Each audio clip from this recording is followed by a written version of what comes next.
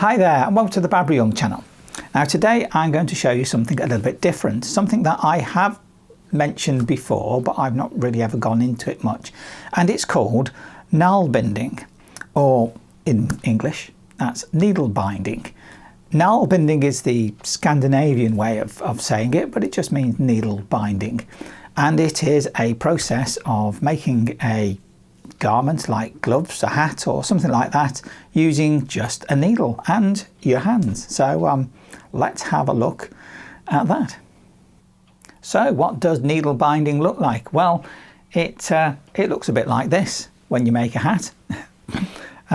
Needle binding is done using just one needle, and needles are like this, just a single needle.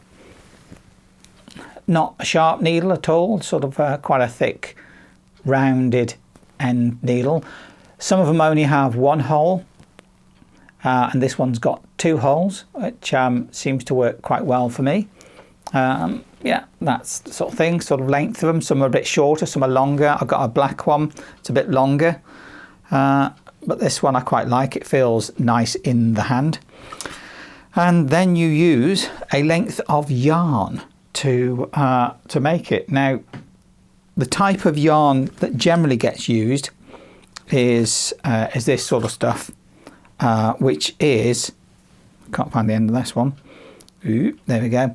This actually is, now if I try to remember how to put this across, most yarn is more than one ply. So it's multiple lengths that are wound together to give you a multiple ply of yarn. So 2 ply, 4 ply, you know, double knit or whatever it might be called. And then obviously they have a weight as well. And sometimes I tend to get them sort of mixed up as to what they are. So you've got an Aran weight, you've got a chunky, you've got, I suppose you call double knit is a weight, but it's so many plies of yarn stranded together. Now the best yarn I have found so far for doing needle binding is a single ply yarn that's got a bit of a twist to it. So this is like just a single strand effectively, but this is an Aran weight yarn, and it does need to be 100% wool. You can use a mix, but it doesn't work anywhere near as well. And as you see, this here is a traditional double knit. And what I'll do is I'll do a close-up in a moment and show you what I'm doing of this. Is so this double knit doesn't work so well, but what you can produce is things like hats, like this one I just showed you. It's a nice sort of basic, you know, hat. Yeah, and this one's quite nice.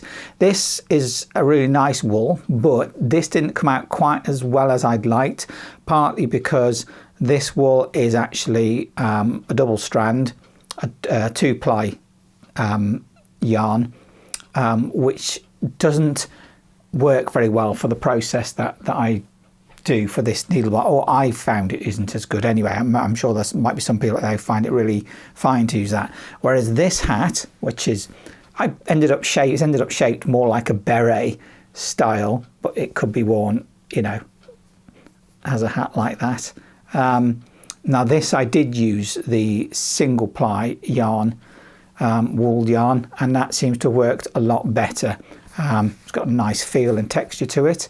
And over time, what happens, or that supposedly happens, is this sort of,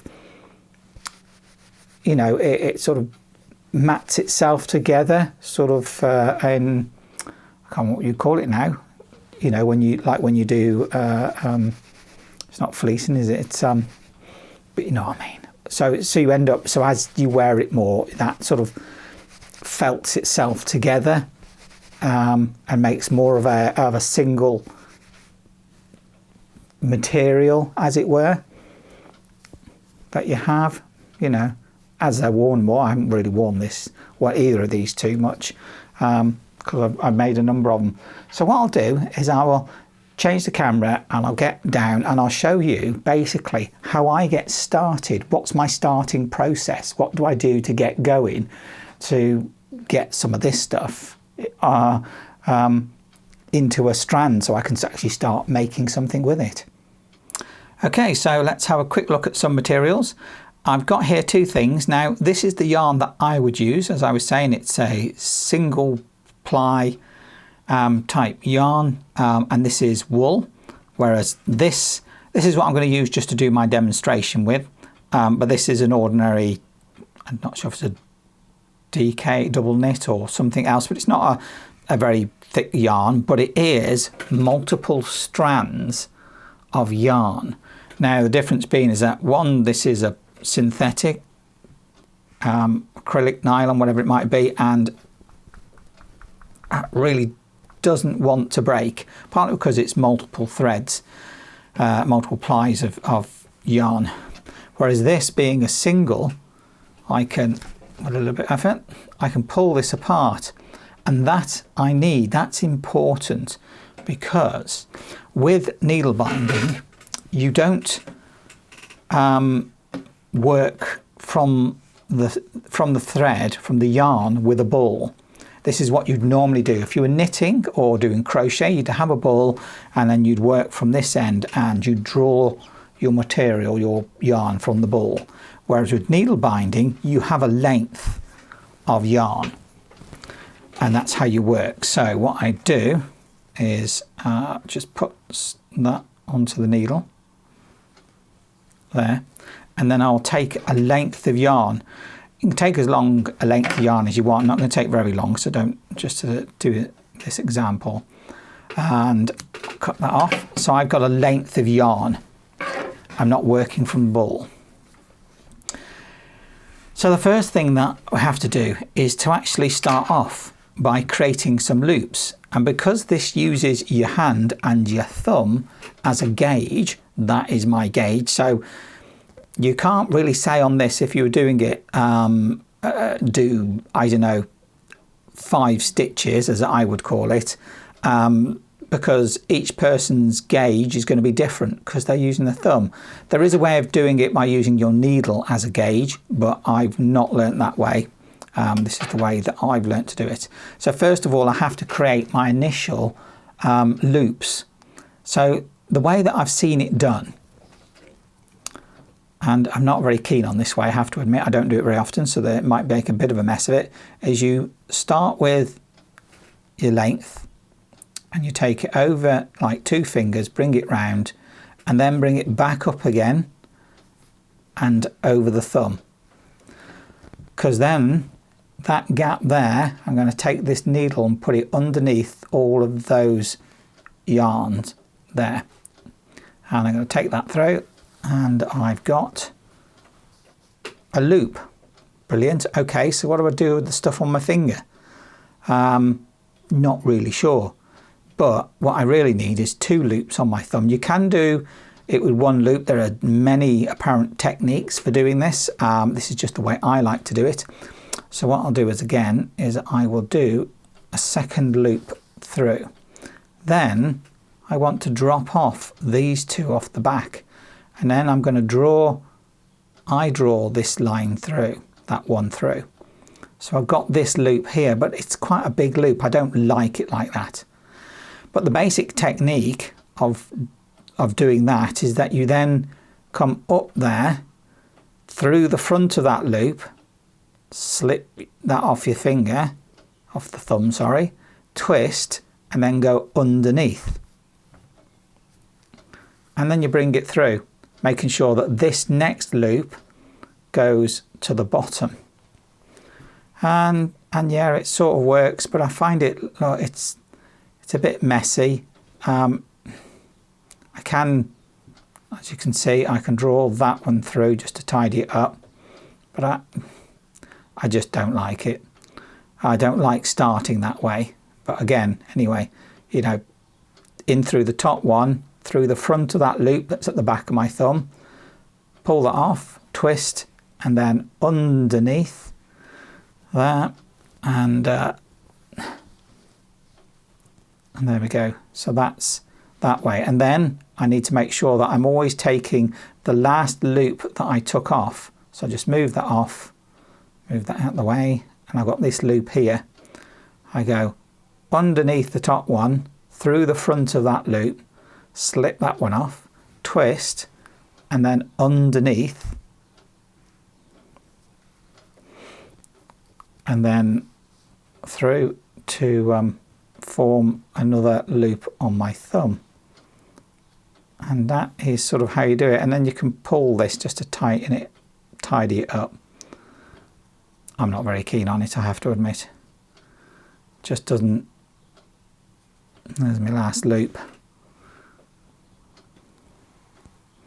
I just find that this seems, when I start, if I start it off this way, it always seems a bit baggy.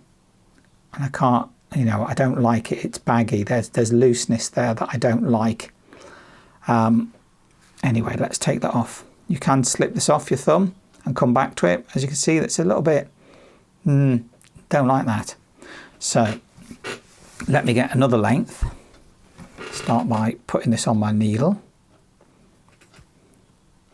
I say some needles only have one hole, so you can just put it up and loop it through. And this one's got two. I find that very helpful. I can do that. I can draw it through, and then I'll take a length of this. Doesn't need to be too long because I'm just doing an example. Now, I have a slightly different way of doing this. Again, I just take the yarn, put it in my hand, and I will hold it there. But I don't wrap it around my fingers. I'm going to wrap it around the needle. Why not? That's what I've got to work with. So I bring the needle from underneath. I'm just going to hold it on top, bring it round. So I'm starting a lot, sort of like a figure of 8. But then what I need to do is I need to put my thumb on there just to pinch it. Then I bring the part that runs off and goes into my needle. I'm going to bring that over and just tuck it into my thumb. So I have literally created a figure of 8. Now this can get a little bit tricky at this point, or I found it does. I've got to push my needle through, and as soon as my needles come through, I then need to pinch quite firmly to stop those two little loops I've created from falling apart. And using all of my fingers pretty much, I'm going to create, that's my first loop round my thumb. Now I need to secure that. So those two little loops that I've made before, using the figure of 8 round the needle, I need to go through the front of that one, twist slightly, so then I can come through the front of the next one. And then I can slide through those two. So I've done this right, like that. And then if I just pull on this tail, it tightens up the back of the knot. And what I'm left with is 2 loops on my thumb and 1 loop at the back there, which is what I want. And to me, it just looks a lot neater. So what I'm going to do now is I'm going to then put my needle up underneath the top loop, through the front of the back loop, and just flip that off. Then twist and bring everything, bring my needle underneath the loop that's still on my thumb and the tail. And I'm going to bring that through.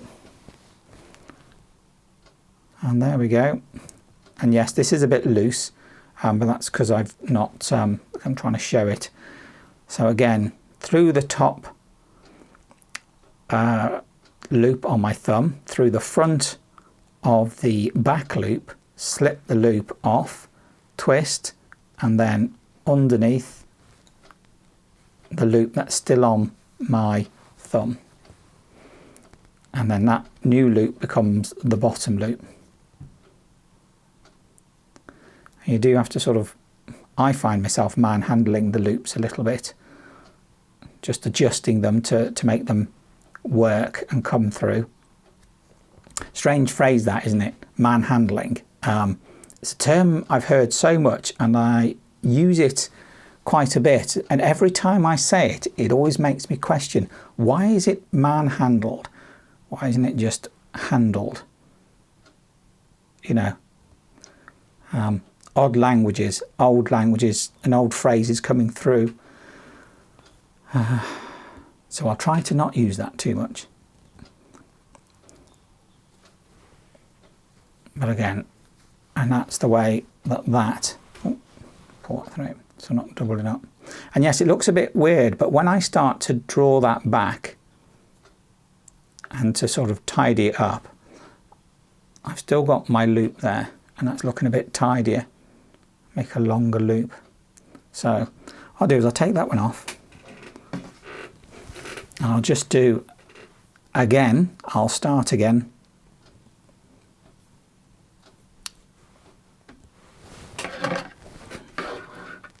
Bit of length. I say normally you'd have something like a lengthwise that you'd take on this. You might have like 2 meters, 3 meters, maybe 4 if you want, of yarn, sort of balled up or laid out in a particular way so that you can then handle it, because it takes a lot of work drawing it through each time. So what I do is get across my yarn, across the palm of my hand, take hold of it, and I bring my needle up from underneath, then I wrap it round and then bring the tail across to create that figure of 8, which is like what you do on your fingers, but only it's a little smaller and it's a little neater. As soon as it comes through, I pinch it tightly, and yeah, it's going to create another, my first loop, which is a bit off in position, but no man, I can handle it. Then these 2 loops at the back that I created, I need to go through the front of the first one, through the front of the second one. Let's try and get that loop back on there. It's not going very neatly, is it, this one? And then draw that through those 2 there. That's my second loop. Then, if I just draw this down a bit, I've tightened up at the back. That's my first loop that I'm going to go through at the back. Wasn't so neat, that one, was it? So up there, up the first loop that's on my thumb, through the back loop, flip that off, spin it round, and then take it through. Up there, through the back, slip the knot off or the loop off, and underneath.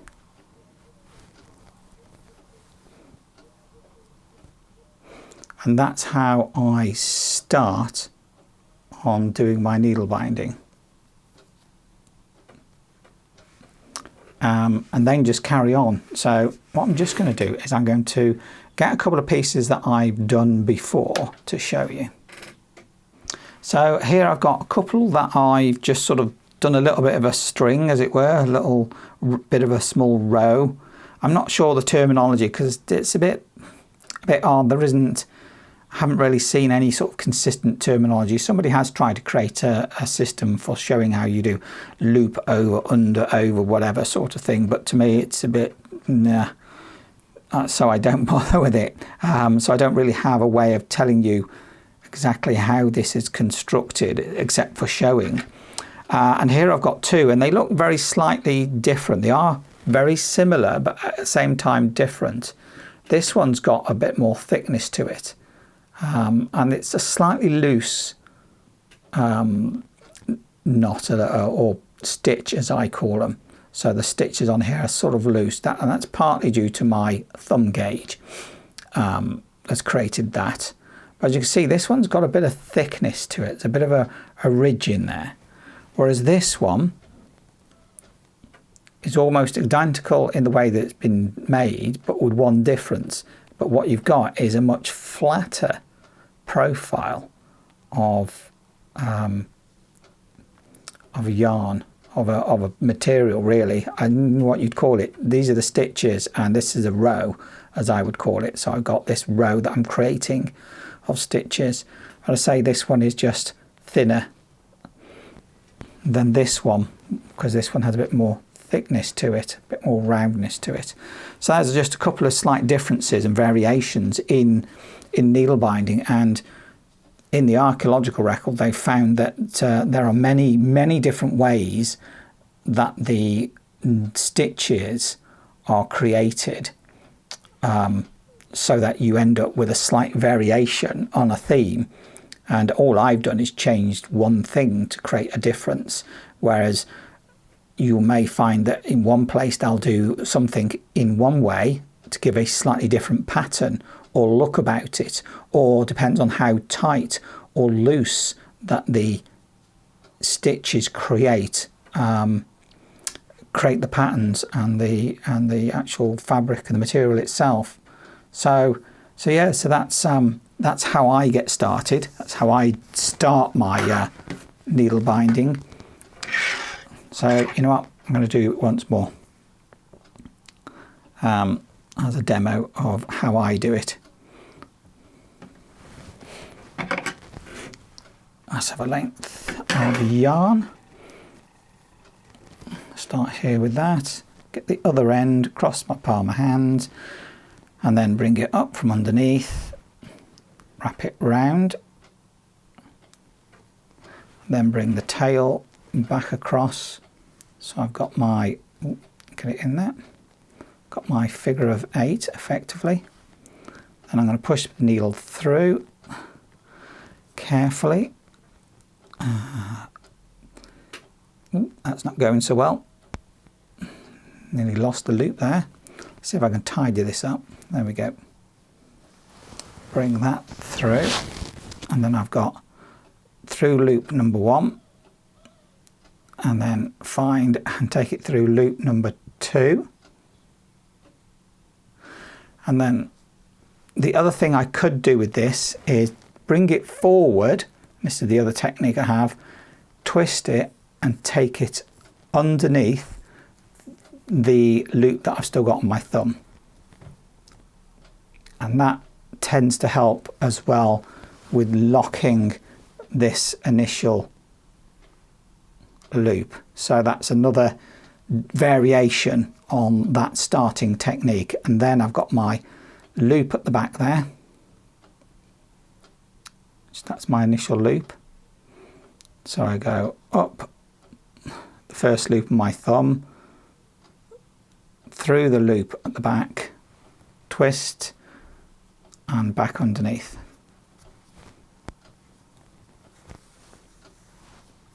And yes, it does look a bit tricky, doesn't it? And yes, it took me a while to get used to doing that. But I do find that better than using the wrapping it around my fingers technique, because I always found that that just left it messy.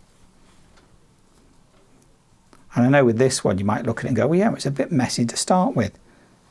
But once you've got going a little bit, you can draw this back and just start to make, so you can see the line. That's the last one that I had at the back. So again, if you're not sure which one is the, just slacken off and pull this, and you'll soon see which one is the bottom. They got crossed over a little bit there. So I need to go through the top one, through the front of that one, slip that off, twist and underneath. And that is what I do to create a row of stitches for needle binding. Slip that off. As you can see, I have this row of stitches. This technique is the one where it's a bit bulkier. So yeah, so that is how I start when I'm doing needle binding. So there you go. That's me and how I start doing needle binding.